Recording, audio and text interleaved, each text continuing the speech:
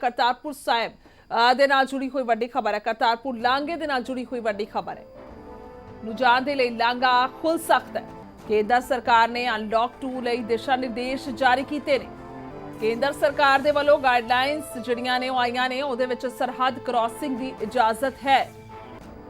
Phone line ਤੇ ਰਾਜਨੀਤਿਕ ਸੰਪਾਦਕ ਨਵਨੀਤ ਵਦਵਾ ਜੀ, ਜਾਣਕਾਰੀ ਚਾਹਾਂਗੇ ਤੁਹਾਡੇ ਤੋਂ ਗਾਈਡਲਾਈਨਸ ਨੂੰ ਲੈ ਕੇ ਜੋ ਸਰਹੱਦ ਨੂੰ ਲੈ ਕੇ ਆਈਆਂ ਨੇ।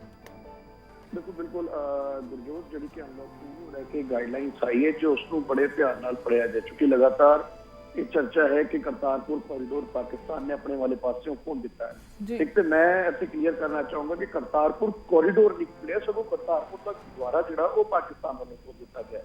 कॉरिडोर ਜਿਹੜਾ ਕਿ ਇੰਡੀਆ ਨਾਲ ਸਰਹੱਦ ਨੂੰ ਜੋੜਦਾ ਹੋ ਜਾਏ ਬੰਦ ਹੈ। ਉਸ ਨੂੰ ਲੈ ਕੇ ਜਦੋਂ ਤੱਕ, ਕਿਉਂਕਿ ਉਹ ਦੋਵਾਂ ਮੁਲਕਾਂ ਦਾ ਮਸਲਾ ਹੋ, ਜਦੋਂ ਤੱਕ ਫੈਸਲਾ ਨਹੀਂ ਹੁੰਦਾ ਉਦੋਂ ਤੱਕ ਉਹ ਨਹੀਂ ਖੋਲਿਆ ਜਾ ਸਕਦਾ।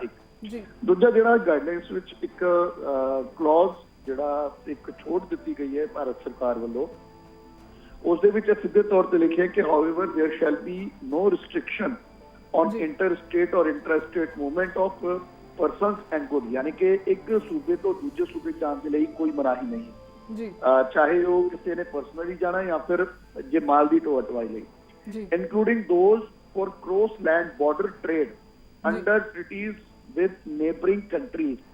ਗੁਆਂਢੀ ਸੂਬਿਆਂ ਦੇ ਨਾਲ ਜੋ ਸੰਧੀਆਂ ਹੋਈਆਂ ਨੇ ਵਪਾਰ ਨੂੰ ਲੈ ਕੇ, ਔਰ ਲੋਕ ਜੇ ਦੂਜੇ ਮੁਲਕ ਜਾਣਾ ਚਾਹੁੰਦੇ ਨੇ ਜਿਨ੍ਹਾਂ ਦੇ ਲੈਂਡ ਬਾਰਡਰ ਕਨੈਕਟਡ ਨੇ ਇੰਡੀਆ ਦੇ ਨਾਲ, ਉਹ ਜਾ ਸਕਦੇ ਨੇ। No separate permission, approval, e-permit will be required for such movements। ਸੋ ਇਹਦੇ ਨਾਲ ਆਪਾਂ ਅੰਦਾਜ਼ਾ ਲਗਾ ਸਕਦੇ ਹਾਂ ਕਿ ਜਿੱਥੇ ਇੱਕ ਪਾਸੇ ਵਪਾਰ ਨੂੰ ਦੇਖਦੇ ਹੋਏ ਇਸ ਗਾਈਡਲਾਈਨ ਦੇ ਵਿੱਚ, ਅਨਲੌਕ 2 ਦੀ ਗਾਈਡਲਾਈਨ ਦੇ ਵਿੱਚ ਫੈਸਲਾ ਲਿਆ ਗਿਆ ਕਿ ਜਿਹੜੇ ਮੁਲਕਾਂ ਦੇ ਨਾਲ ਸਾਡੀਆਂ ਸੰਧੀਆਂ ਹੋਈਆਂ ਨੇ ਵਪਾਰ ਨੂੰ ਲੈ ਕੇ, ਆਉਣ ਜਾਣ ਨੂੰ ਲੈ ਕੇ, ਉਹ ਜਿਹੜੀਆਂ ਨੇ ਉਹਨਾਂ ਦੇ ਲਈ ਕਿਸੇ ਤਰ੍ਹਾਂ ਦੀ ਈ ਪਰਮਿਸ਼ਨ ਦੀ ਲੋੜ ਨਹੀਂ ਹੈ, ਉਹ ਆ ਜਾ ਸਕਦੇ। ਸੋ ਇਸੇ ਤਰ੍ਹਾਂ ਦੀ ਸੰਧੀ ਕਰਤਾਰਪੁਰ कॉरिडोर ਨੂੰ ਲੈ ਕੇ ਵੀ ਹੋਈ ਹੈ ਕਿ ਤੁਸੀਂ ਸਵੇਰੇ ਜਾਓਗੇ, ਸ਼ਾਮੀ ਦਰਸ਼ਨ ਕਰਕੇ ਵਾਪਸ ਆ ਜਾਓ। ਸੋ ਇਸ ਹਿਸਾਬ ਨਾਲ ਚूंकि ये ट्रेड की गल की गई है, पर मैनूं लगता है कि थोड़ी जी होर क्लैरिफिकेशन जे अज शाम तक जो उम्मीद की जा रही है कि भारत सरकार वालों मिल जाए तो जल्द करतारपुर साहिब का लांघा खुल सकता है और संगत जी दर्शन कर सकती है। क्योंकि व्यापार के लिए तुसीं दूजे मुल्क खोल दिते हैं, वो मुल्क जिन्हां दे लैंड बॉर्डर कनैक्टेड ने इंडिया के नाल, उहदे लई किसी तरह की कोई एक्सट्रा परमिशन की लोड़ नहीं है। सो एक पॉइंट होर भी है कि जे पाकिस्तान की गल करिए तो पाकिस्तान वाले पासों को जो 27 तरीक को पता लग्या है कि वो करतारपुर कॉरिडोर खोलना चाहता है या खोल रहा है। बिल्कुल। तो दोवां मुल्कां दे विच जदों करतारपुर कॉरिडोर नूं लैके एग्रीमेंट साइन होए सी, एक उहदे च क्लॉज सीगा कि जे कॉरिडोर बंद करन नूं लैके या खोलण नूं लैके या किसी भी तरह दा कोई फैसला किसी मुल्क वल्लों लिया जाता है, सो प्रायर नोटिस होएगा 7 डेज का, 7 दिन पहला दसना पएगा। और 27 तरीक को दसिया गया पाकिस्तान वाले पासियों के वो कॉरिडोर खोलना चाह रहे हैं या खोल रहे हैं। सो अस करके ਅਸੀਂ ਮੰਨ सकते हैं कि मे बी 3 या 4 तरीक तो करतारपुर कॉरिडोर खुल जाए। But we need more clarification from Indian government for ministry of external affairs कि किस तरह की गाइडेंस रह सकती है। पर जो हुण तक हालात ने, अनलॉक 2 की गाइडलाइन कहती है कि जी व्यापार लिए खोल दिता गया, तुसीं जा सकते हो। सो क्यों ना करतारपुर कॉरिडोर के लिए मैनूं लगदा है कि शाम तक इसते होर क्लैरिफिकेशन आएगी और उम्मीद की जा सकती है कि 3 या 4 तरीक करतारपुर कॉरिडोर खुल जाए। एक छोटा जिहा सवाल होर आउंदा है दिमाग दे विच, क्योंकि कल अगर कैप्टन साहब की गल करिए तो उन्होंने कहा कि मैं चाहुंदा खुल जावे, पर पाकिस्तान च खतरा है, इस नूं लैके की कह सकते हैं? देखो, पाकिस्तान दे विच उन्हां दा खदशा जिहड़ा बिल्कुल वाजिब सी। पाकिस्तान दे विच बहुत वड्डे लेवल ते कोरोना स्प्रेड हो चुके हैं और उत्थे टेस्टिंग भी नहीं होई ना उन्होंने की है। और इस करके कई बारी अंकड़ियां दे विच वो घट नजर आंदा, पर उत्थे कोरोना की मार काफी है, इस करके खदशा है। पर देखो गुजरात जो गल करिए तो इंडिया दे विच भी खतरा है और संगत बार बार यही गल कह रही है कि जदों असीं हुण कोरोना नाल जीना ही है, तो क्यों ना वो जिहड़े गुरुनाम जो 70 साल की अरदास तो बाद खुले ने उन्हां दे दर्शन किए जाए।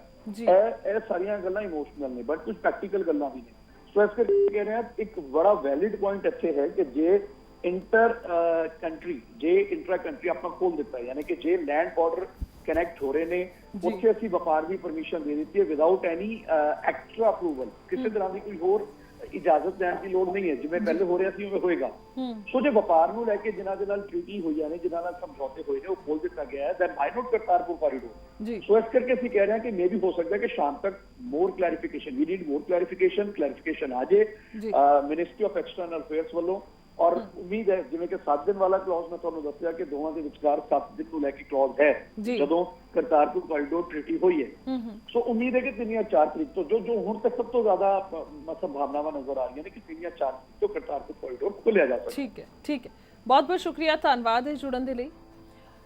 ਸੋ ਖੁੱਲ ਸਕਦਾ ਹੈ ਕਰਤਾਰਪੁਰ ਸਾਹਿਬ ਦਾ ਲਾਂਘਾ ਇਸ ਕਰਕੇ ਹੀ ਕਿਹਾ ਜਾ ਰਿਹਾ ਕਿਉਂਕਿ ਜੋ 7 ਦਿਨ ਦੀ ਇੱਕ ਪੁਆਇੰਟ ਸੀਗਾ ਜਦੋਂ ਸੰਧੀ ਹੋਈ ਹੈਗੀ ਹੈ ਤਾਂ ਉਸ ਵੇਲੇ ਕਿਹਾ ਗਿਆ ਸੀ ਕਿ 7 ਦਿਨ ਦੇ ਵਿੱਚ ਜਿਹੜਾ ਦੱਸਣਾ ਲਾਜ਼ਮੀ ਹੋਏਗਾ ਔਰ ਹੋ ਸਕਦਾ ਹੈ ਕਿ ਫਿਰ ਹੁਣ ਜਿਹੜੇ ਵਿਚਾਰ ਕੀਤੇ ਜਾ ਰਹੇ ਨੇ ਔਰ ਜੋ ਗਾਈਡਲਾਈਨਸ ਵੀ ਆ ਚੁੱਕੀਆਂ ਨੇ ਕੇਂਦਰ ਤੋਂ ਔਰ ਹੁਣ ਉਡੀਕ ਕੀਤੀ ਜਾ ਰਹੀ ਹੈ ਕਿ ਪੂਰੀ ਕਲੈਰੀਫਿਕੇਸ਼ਨ ਆ ਜਾਵੇ। ਉਸ ਤੋਂ ਬਾਅਦ ਹੋ ਸਕਦਾ ਹੈ ਕਰਤਾਰਪੁਰ ਸਾਹਿਬ ਦੇ ਦਰਸ਼ਨ ਦੇ ਲਈ ਕਰਤਾਰਪੁਰ ਲਾਂਘਾ ਖੋਲ ਦਿੱਤਾ ਜਾਵੇ ਜੋ ਕਿ ਲੰਮੇ ਸਮੇਂ ਤੋਂ ਸੰਗਤਾਂ ਨੂੰ ਉਡੀਕ ਵੀ ਹੈ।